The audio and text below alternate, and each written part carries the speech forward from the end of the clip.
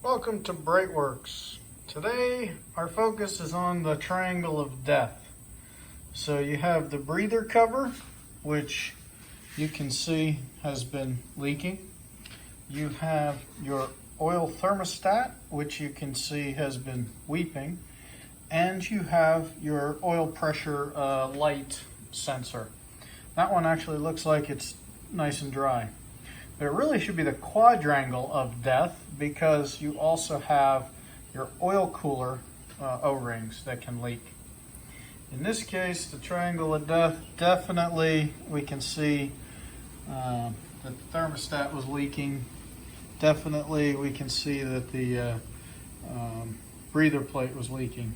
Pretty sure this motor's never been taken apart. One of the telltale signs is all metal lock nuts. But a couple other leaky areas that you can find.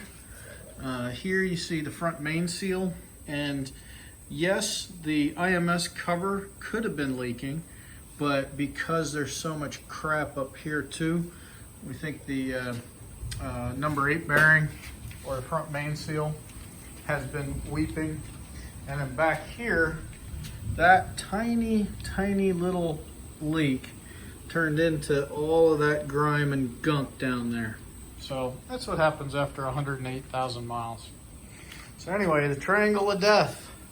There it is, breather cover. It's got 4 nuts. You pop it off, you replace that gasket. And then this thermostat, you take off those two nuts. There's studs in the case. And you use a little gentle pry with a plastic tool. You can pop that guy out. He has an O-ring around him. And then these actually tend to fail from the body, but that's your oil thermostat, your oil light. If the pressure goes down, the light comes on, it's because of that guy. But we're gonna make it like new. It's gonna be beautiful.